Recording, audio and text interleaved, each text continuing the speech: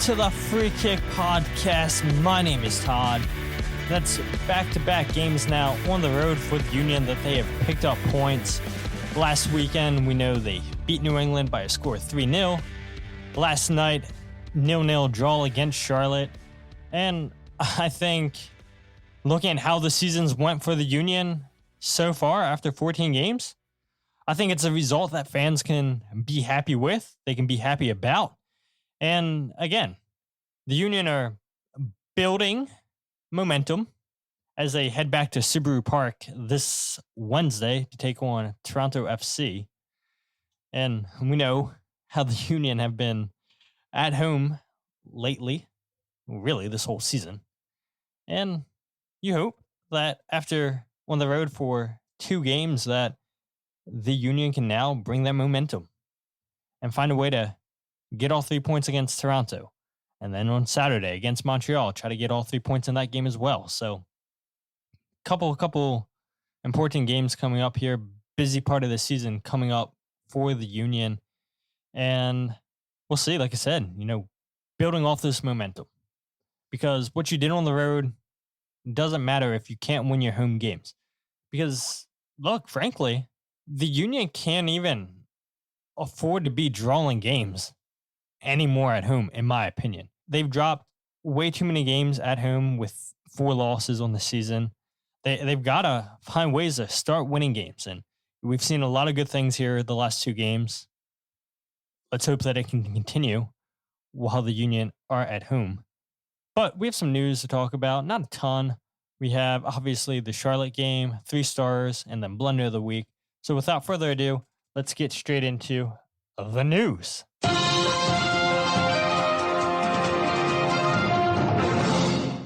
All right, so let's talk about the small portions right now, and that is, starting off, a player that hasn't featured at all for the Union, but the Union did sign him. He is a player. I've seen him play for Union too, just not with the first team.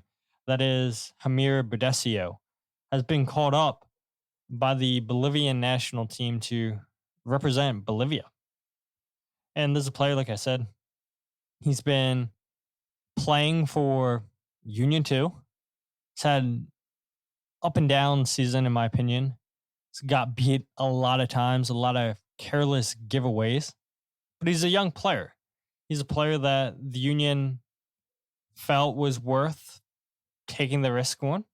He's 21 years old, and look, I mean, a guy who has never left Bolivia before, a versatile player who's been playing as a right back for the Union, can play in the midfield as well. And we talked about the signing a while ago that these are the type of players that the Union like to take flyers on, players that can play multiple different positions, players that nobody's ever heard of. And it is good to see the Union attacking the South American market. And maybe it's not the big countries like Argentina or Brazil or Uruguay, but Venezuela. Look at all the Venezuelans that play for Union too.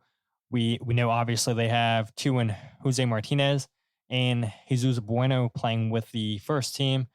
You have now Jamir Berdecio from Bolivia, and he gets called up to the national team, and I think that's a big honor for him to go and represent his country. It's a big moment in his career, and we know Bolivia will play Ecuador at Subaru Park here on June 12th at 8:30 p.m. So if you guys wanted to go and see some international football at Subaru Park, if you guys just wanted to watch soccer in general because the Union aren't playing that week, then why not go to Subaru Park and see Jamir Berdecio potentially play for Bolivia? You obviously see a pretty decent Ecuador team. So congrats to Jamir Berdecio getting called up. And then the next player, we've seen him a little bit. He hasn't featured a ton for the Union. Kind of wish that we saw him last night against Charlotte, but that is Tai Baribo has been called up by the Israeli national team. And what's interesting about that is we will probably see both him and Daniel Gazdag play against each other on June 8th. And then Tai will play against Belarus on June 11th. So congrats to Tai Baribo for getting called up to the Israeli national team. And hopefully he plays a little bit more than what he's been playing for the Union the last couple weeks. And you can argue since last year, really. So, congrats to Tai, congrats to Hamir, and hopefully both of those guys make the most of the opportunities given with the national team. But the last 2 points that I want to talk about are the biggest news of this past week, which was Andre Blake and the Philadelphia Union reaching a contract agreement that will keep Andre in Philadelphia through the 2026 season. There's also a club option for the 2027 season. Andre Blake, by the time that the deal runs out, will be 36 years old. If the Union pick up the contract, then he'll be at 37 years of age. Blake's current deal was set to expire at the end of the season, but the club had a team option for 2025. And I know last episode, I believe it was, we talked about the guaranteed composition for all players in MLS because the MLSPA released the salary guides for spring of 2024. And so once the updated salary guide gets published in September, we'll see what that new contract looks like for Andre Blake. But his old deal was making him the third highest goalkeeper in MLS. He was making just over $919,000, which, again, like I said, made him the third highest paid goalkeeper behind Pedro Gallese, who was making just over $1 million, and then St. Louis City's SC's Roman Berkey, he was making $1.6 million. So I don't expect Blake to make anywhere close to Berkey. I would probably expect Andre to make around the same as Pedro Gallese, but congrats to the Union. Congrats to Andre Blake for coming to this contract agreement that will see Andre probably retire in Philadelphia, which is crazy to think about, that Andre has been here his whole career. That's all he's known in his club career is Philadelphia. And it's kind of sad to think about that, Andre is a lot closer to retiring than he is playing for many more years. And I know goalkeepers can play in their 40s. We've seen it all the time. But with all the injuries that we've seen to Andre Blake the last couple of years, continues to deal with a knee injury, which, by the way, Jim Curtin said on Thursday, I believe that's when the press conference was. He said that Andre was going to get a second opinion on his knee, which doesn't sound promising at all if you're having to get multiple opinions on your knee. That can't mean anything good. And so will Andre Blake need surgery? If he does, I feel bad for him because Jamaica have those two friendlies coming up, and then it's off to Copa America. And so you look at the two friendlies that Andre Blake could potentially miss with Jamaica, and those would be on June 6th against the Dominican Republic and then June 9th against Dominica. And then Copa America, which sees Jamaica face Mexico June 22nd, Ecuador on June 26th, and Venezuela on June 30th. And, that would be tough for Andre to miss Copa America. His last chance at a major tournament, potentially. Yes, I know there's a chance that Jamaica gets into the World Cup, which obviously the World Cup's a lot bigger than Copa America, but I don't know, this is just such a huge tournament, especially being held here in America. Andre Blake and Jamaica, if they got out of the group stage, could potentially see Argentina in the quarterfinals. Andre Blake versus Lionel Messi once again. That would be huge for Andre, but great to see him and the Union come to an agreement on a contract. And this is what Jim Curtin said on Thursday in regards to the new deal for Andre. First and foremost, and probably most importantly, a big day at the club to have Andre Blake sign a new contract here, much deserved from Andre. The best goalkeeper in all of MLS will continue to play here in Philadelphia, where he's won us a ton of games through the years. It's been amazing to watch Andre grow, both on the field, off the field, as a father, as a player. His leadership has increased, and his voice in the locker room has become so powerful. And I think he does things in such an impressive, professional, humble way that makes me very proud as one of the leaders of this group. So he's along with Ali, and Jacob this year, the voice in the locker room for me when I'm not around the guys. An exemplary player who I think represents the badge as well as anybody has in the history of our club. And I think oftentimes the goalkeeper position, for whatever reason, continues to be very, very undervalued in not only MLS but in the world. I say it all the time to you guys. It's worth 12 to 15 points a year. We never talk about goalkeepers in the way that we do great attackers. So we'll talk about Bouanga at LAFC and Bernardeschi and the great things he's doing at Toronto and Mukhtar in Nashville. But we don't use the same tone when we talk about great goalkeeping for whatever reason. It is a different position. They get to use their hands. I get all that. But the top goalkeepers should be talked about just like the top attackers should.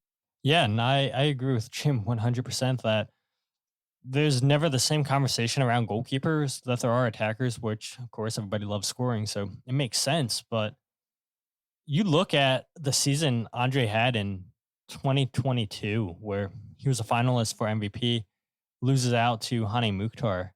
But the things that Andre did that season with Union, 82.5% save percentage, 19 wins. He had 15 clean sheets in 34 games. We know the Union conceded 26 goals, just 26 goals that season. An unbelievable performance by Andre Blake in 2022, which, still a little bit bitter that Andre didn't win MVP. And I get it. We haven't seen a goalkeeper win MVP since Tony Meola did it.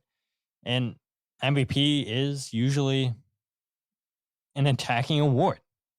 But the type of season that Andre had in 2022, it was special. It was historic. And Jim's right.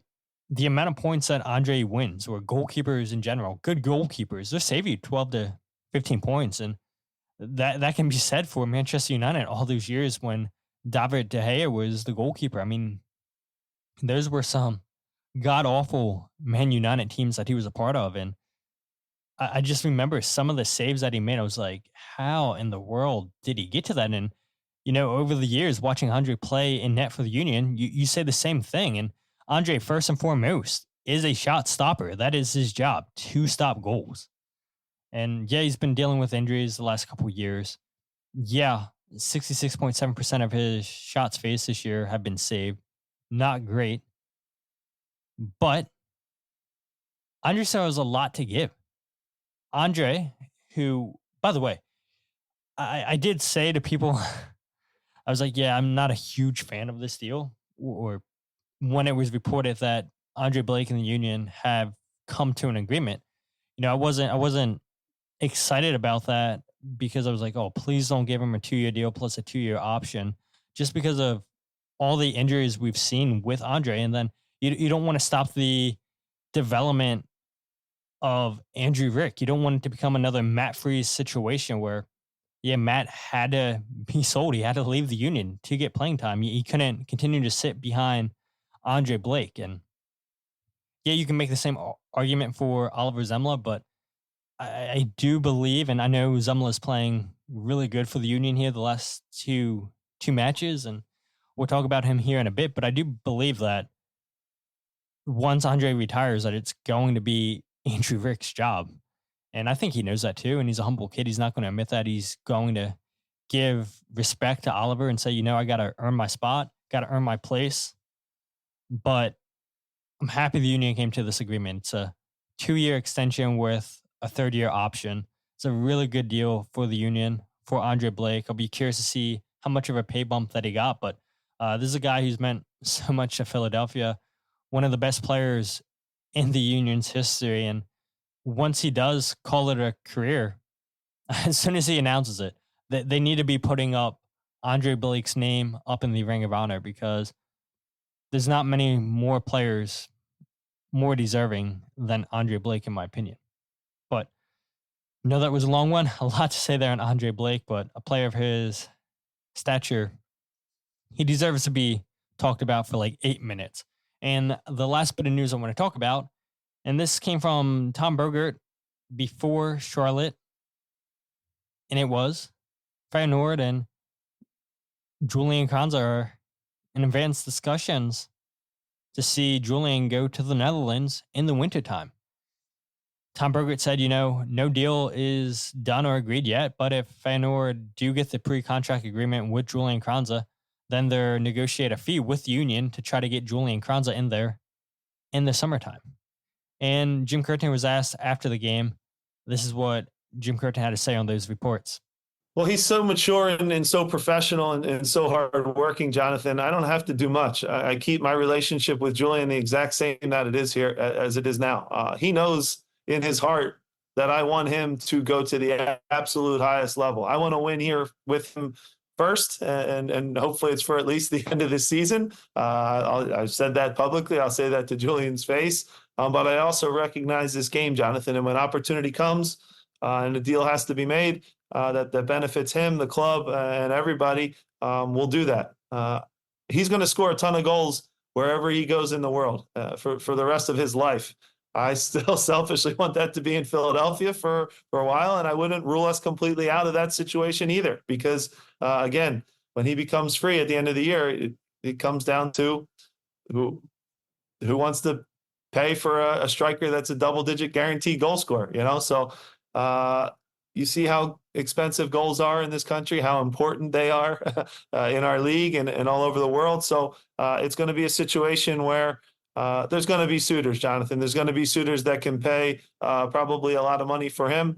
And that's the reality of sport. I know how professional he is. Like I said, he's going to give everything for the badge for however long he is here. But you're right, it's going to heat up. I mean, just look at his numbers. If you throw in the Leagues Cup and you throw in the Champions League, that goal rate and assist rate, for a young Argentine that works as hard as he does against the ball, it's just going to be a matter of time. So that's also the reality of things. Yeah, and Jim, he has to say that. I understand. Saying, I wouldn't roll this out completely. Because how would that be for the fan base for Jim Curtin to say, yep, we have no chance of keeping Julian Carranza, which we all know, by the way. We all realize this. But that's not going to instill confidence in the fan base. Like, oh, the Union are just already conceding. It's like, you've got to make those comments if you're Jim Curtin saying, yep, we're going to do everything we can. I wouldn't rule this out yet. And we'll see what happens. And I get it. Money talks. And for him to stay in Philadelphia, in my opinion, the Union would have to massively overpay, massively kill their wage structure, which I can't see them doing whatsoever. I mean, it would be nice, 100%, but I don't see a world where the Union are paying Julian $3.5 million a year, maybe even more. Maybe even more is what it would take to convince Julian to stay in Philadelphia. He's 24 years old. He has his whole career ahead of him. Really does. And I think his time's up in MLS, just like it is with Thiago Almada. Neither one of these players have anything else to prove. And, you feel sorry for Almada in a sense where, teams have come in and apparently offered transfer offers, but it's not what Atlanta United have wanted. And he's a player that's just way too good for MLS. And I know he hasn't been the same player this year with Atlanta, but you can make that argument that that team's just not good at all. I think Gonzalo Pineda is definitely going to be the next manager fired in MLS. It's not going good whatsoever. I mean, you talk about a club that hit the ground running their first 2 seasons in MLS, and now sitting in 12th place in MLS this season, 3 wins, 7 losses, 4 draws. They lose last night against LAFC, 1-0 at home at Mercedes-Benz Stadium. They drew last week against Nashville 1-1. They lost to Cincinnati before that 1-0. They lost at home to DC United at 3-2. It's not going good whatsoever for Atlanta United. And yeah, you feel bad for Thiago Almada. He can't do anything on a bad team. And a player that's 23 years old, a player that's going to go to the Olympics with Argentina and captain that side.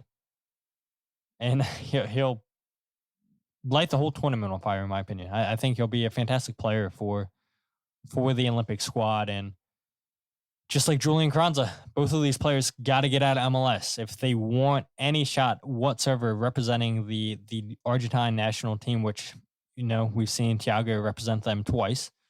Julian Carranza, not yet. And it's a long shot. I get it for Julian, even if he leaves MLS to represent the national team.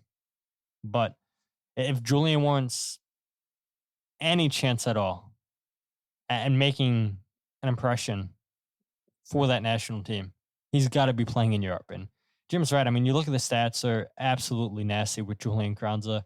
He had that hat trick the very first game in Champions League this year, and you're like, oh my God, this is going to be a special, special season for Julian. And it has been. It has been. And so if Feyenoord decide to pay the Union a transfer fee to get Julian in there in the summertime, that's fantastic for the Union. If the Union could get, let's say, $2 million for a player that Feyenoord could get in the winter for free, that's good business. And it's not going to be the $7+ million that the Union could potentially have got if they would have sold him the last couple seasons. But, getting something's a lot better than nothing. And if Feyenoord could come to an agreement with the Union and say, hey, look, we'll loan you Julian for the rest of your MLS season, then he comes to us, that would be great. But that's not going to happen, in my opinion, because there's no reason why Feyenoord would pay a fee to the Union to get him in the summertime when, okay, yep, we'll just save the money and get him here in the wintertime where we don't have to pay anything. So, yeah, I think if the Union and Feyenoord can come to an agreement, if Julian does say, yep, this is where I want to go, yeah, he'll be going in the summertime, which it's a hard pill to swallow. But let's go ahead and talk about the Charlotte FC versus Philadelphia Union game. And that's back-to-back road clean sheets now for the Union. They remain undefeated on the road, which is so impressive that the Union have played 8 of their road games already this season in MLS play, and they still haven't lost. 8 games on the road, 0 losses. Super impressive. And before I was recording this podcast, I was like, you know what? Let's look and see where that ranks against other teams' road records in MLS play. And I didn't realize that Cincinnati, and they got a come-from-behind victory last night over Toronto on the road, 4-3. Sergio Santos, the Toronto killer, 7 goals in 9 games all time against Toronto. Scored the game-winning goal. No big deal for Sergio. It's what he always does against Toronto. FC Cincinnati, 6-1-1 on the road. That is insane. 6 wins. Into Miami, 5 wins, 1 loss, 2 draws.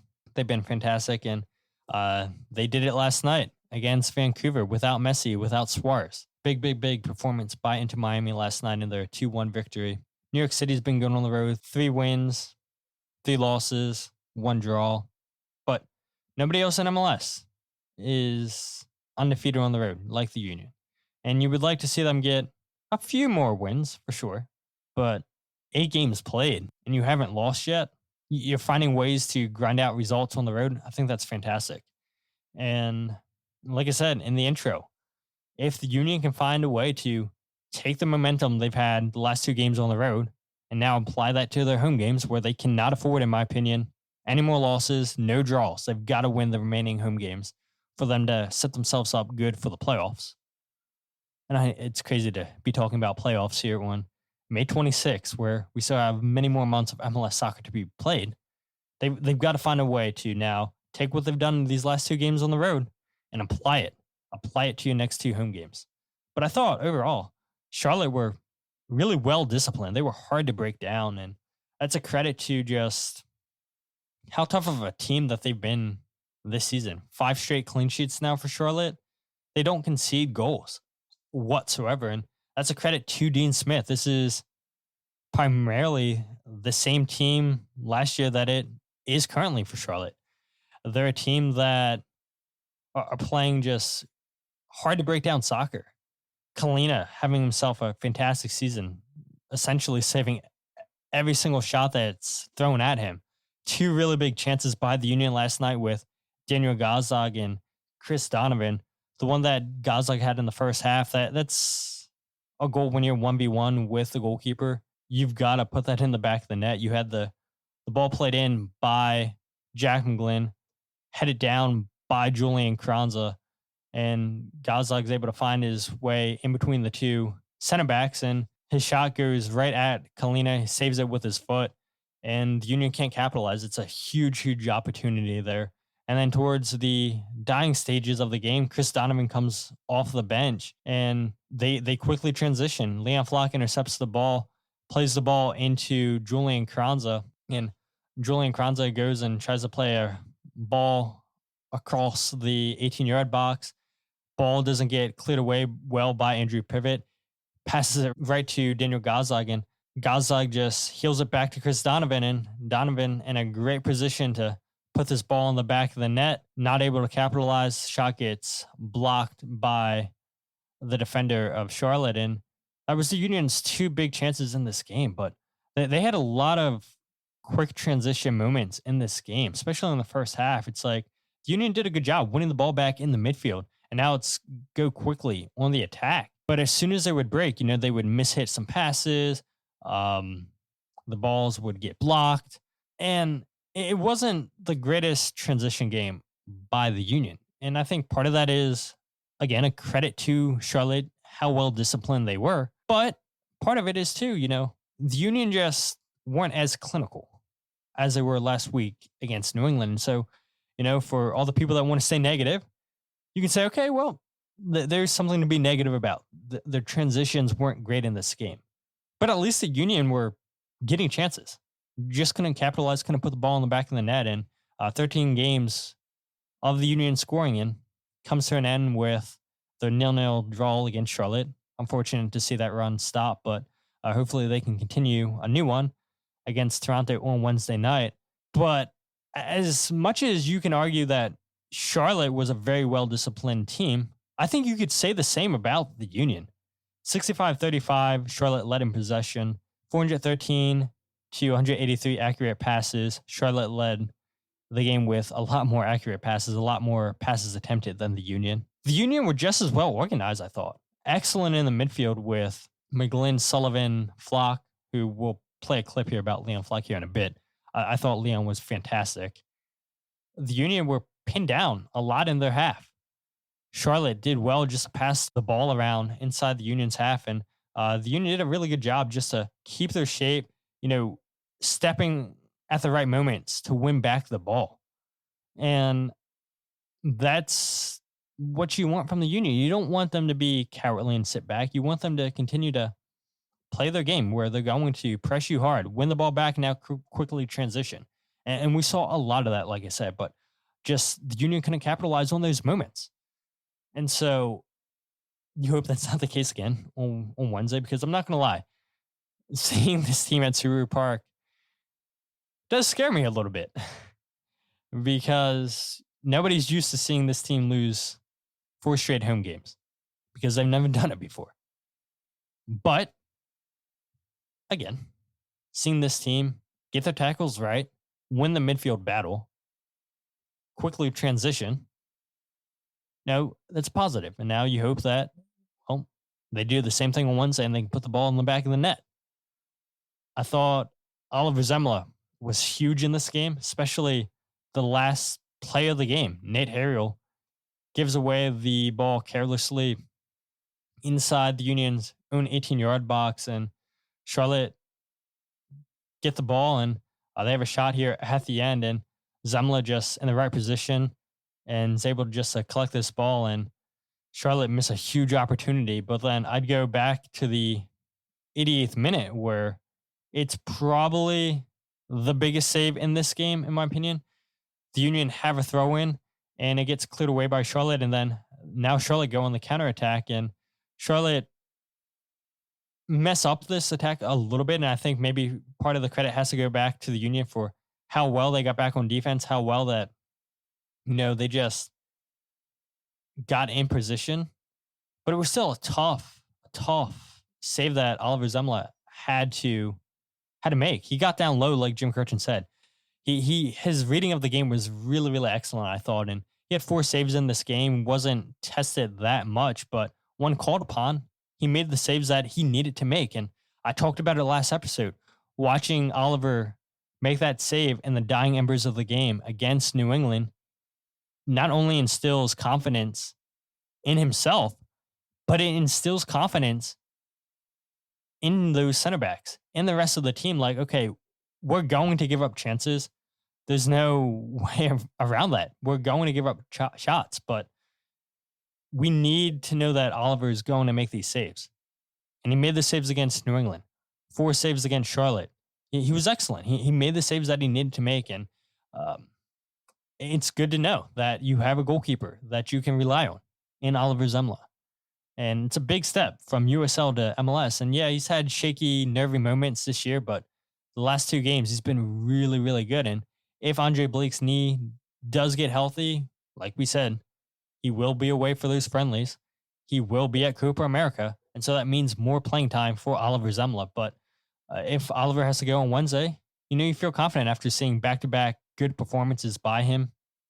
Again, switching back to Charlotte real quick, if you guys don't mind, I thought Diani and Ashley Westwood, the 2 holding midfielders for Charlotte, I thought they were excellent on the night. 2 of the best players on the field. And we've seen the Union in years past struggle against teams that play with 2 holding midfielders, struggle with teams that play a 4-2-3-1. And you can say that the Union struggled against Charlotte. That's fair. I would 100% accept that. It was difficult to go through the middle of the field. A lot of chances for the Union were going to come out wide. That's where the chances were going to come. We try to go through the middle, was not going to happen with just 2 excellent holding midfielders in this game, just clogging up the space, taking up space in the half space, cutting out the passing lanes, tracking runners. The complete opposite what we saw last weekend in New England. But, I think there's something to be said. Jim Curtin was talking about how goalkeepers are undervalued all over the world. And I'll make the argument that a good holding midfielder is just as undervalued. It's players like that do the dirty work, all the running, winning the ball back for you, protecting that back line.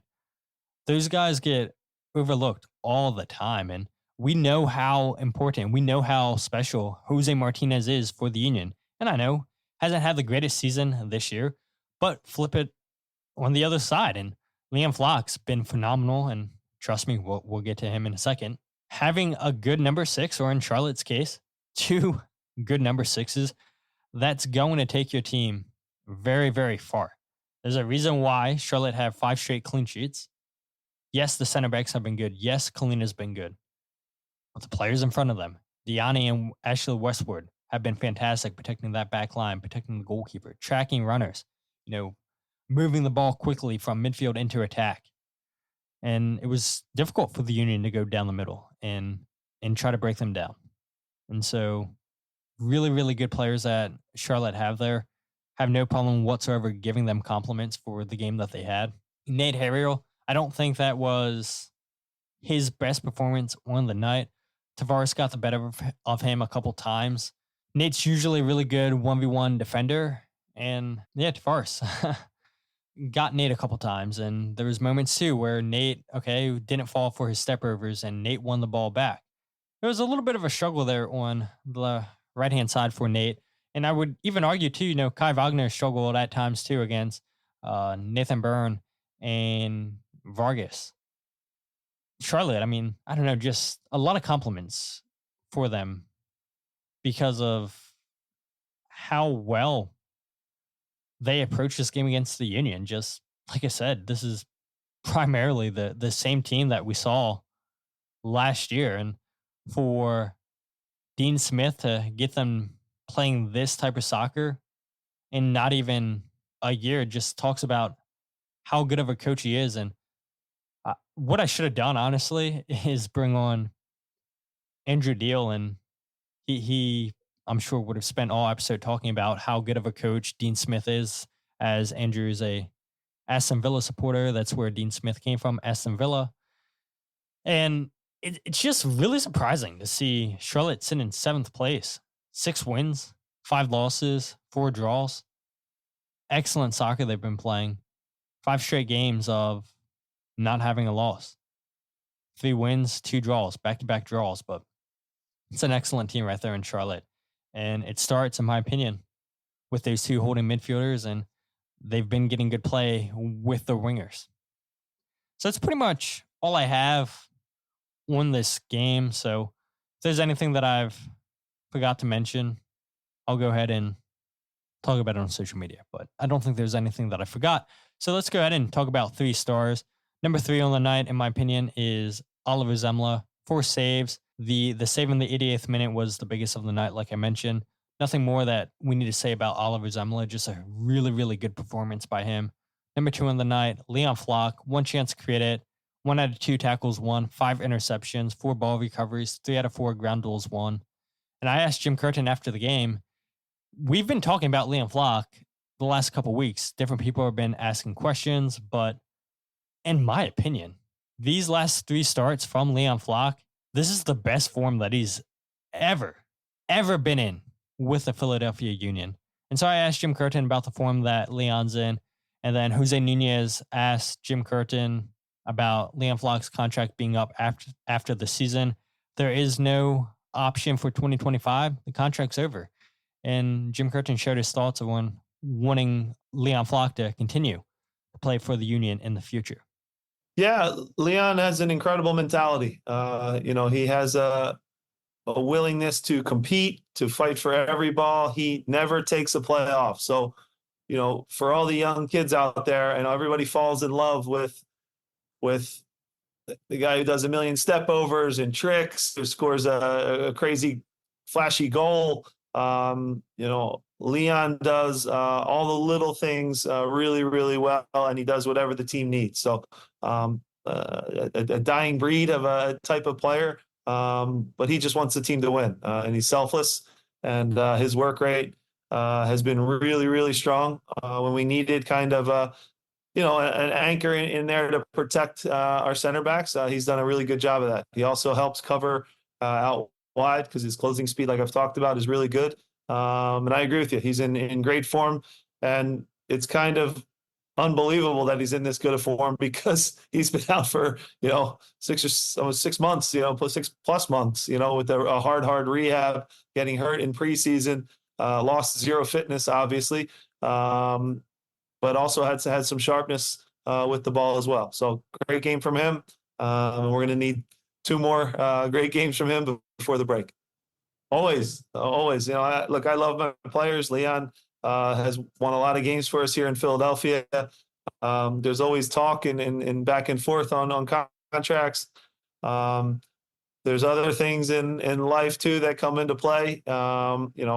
Obviously you guys know where he's from, so we'll kind of balance and find what is best for him. That keeps him happy. But right now he's very happy here. He's playing great soccer, and selfishly as the coach, I hope that it stays that way because it's hard to become a starting quality player in this league, and he's still really, really young and is contributing a lot. Usually, he's had an unlucky injury stretch, right? He's a guy who usually never gets hurt. I think, God, he plays near every minute now in some seasons for us. So I think that stretches in the past. I hope he continues to play in Philadelphia, but wherever that is, I want to see him reach his absolute max, and he'll help hopefully us for a long time, and we'll see how things play out. We all know where he's from, in Germany. Well, I guess technically born here in the U.S., but he moved out of America at a very young age, and his boyhood club, FC St. Pauli, just got promoted back to the Bundesliga. And that's where he joined the Union from, was St. Pauli. And yeah, with Leon's contract being out after the end of the season, I honestly wouldn't be surprised to see Leon go back to St. Pauli, especially now that they're in the Bundesliga. a player like Leon Flach who wasn't getting much playing time at a young age when he joined the Union from St. Pauli, came over here to America and really just never looked back once he got the start. And he's been a fantastic player. And now that he's got consistent playing time, that he's got, I would say, a little bit better offensively, created a chance last night against Charlotte. One chance created, like I said. He was good. His offense isn't going to be of Jack McGlynn or a Brendan Aronson, but his offense has got a little bit better. Defensively, he's been fantastic. And then you add in his versatility where he can play the 8, the 6 as a left back. He can play in multiple different positions. It's a real weapon for some team. And I would love, like Jim said himself, you would love to see Leon Flach sign a new contract extension, but seeing your boyhood club get promoted to the Bundesliga, man, it's got to be tempting to see if they would take you back and to play in the highest level in Germany, to play against some top teams. You could see why that would be tempting by Leon Flach. And no, he didn't say that, yep, I'm going to FC St. Pauli. There's been rumors in the past where Leon's been linked to a couple different German teams. But again, with his boyhood club getting promoted back to the Bundesliga, you got to imagine that those would take priority over any other team in Germany. And so we'll see what happens. But fantastic performance by Leon Flach. And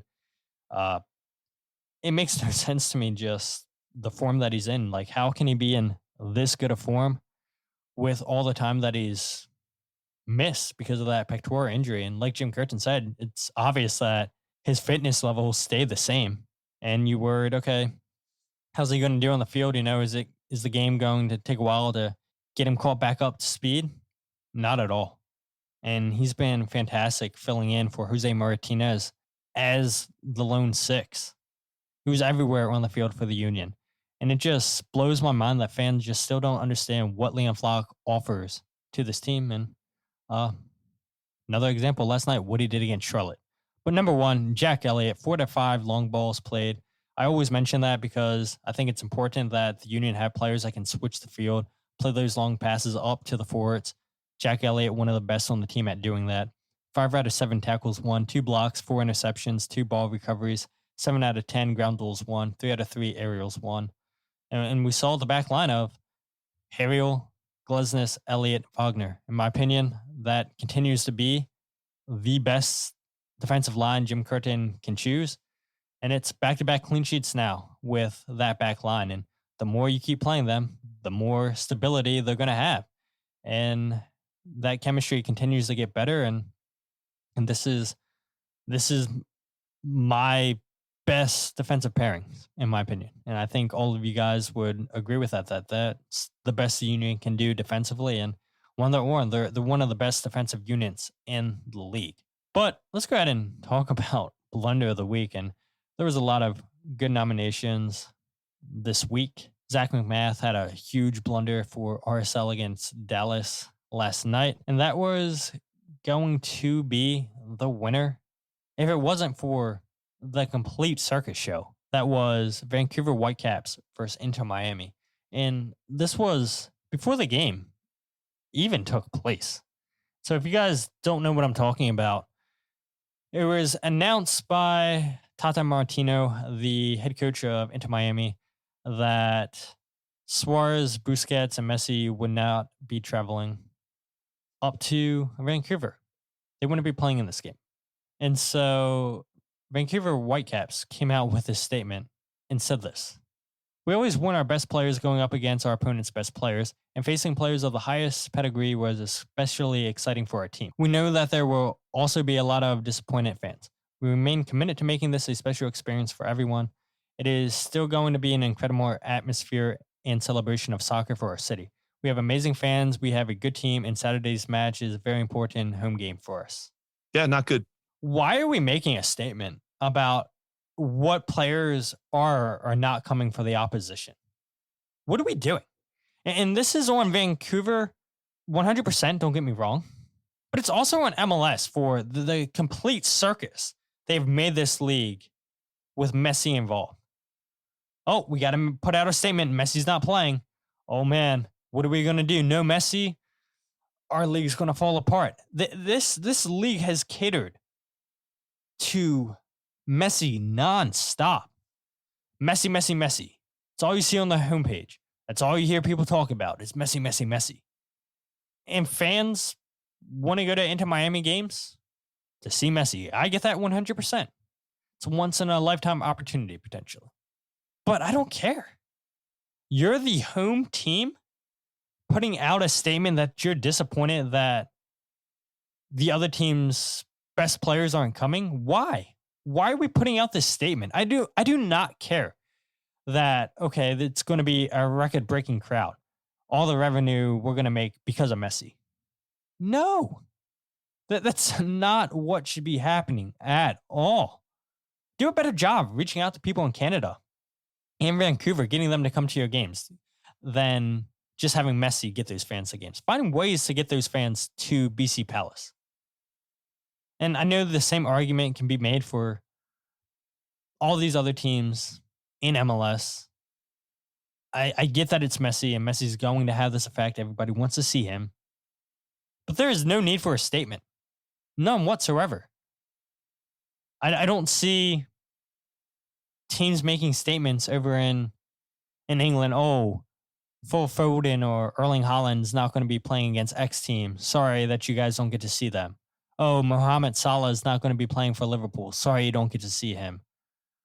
Oh, Saka is not going to be playing for Arsenal. Sorry you don't get to see him. You don't see that. Did we see statements in La Liga when Ronaldo or Messi didn't play in games? I don't think so. But now, because Messi's over here and he's been shoved down everybody's throats, and it was announced that he wasn't going to be traveling to Vancouver, Vancouver puts out a sorry. Yeah, we're sorry Messi's not coming. No!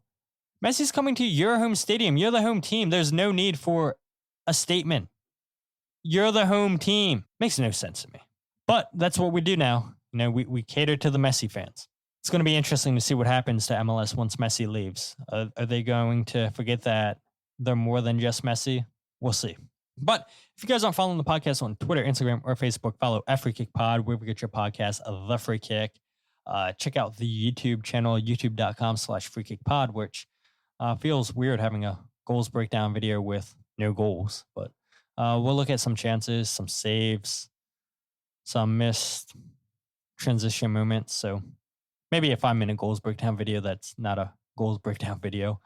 And the Substack is thefreekick.substack.com, where you can get goals breakdown videos, the podcast, writing, all that stuff, all in one place.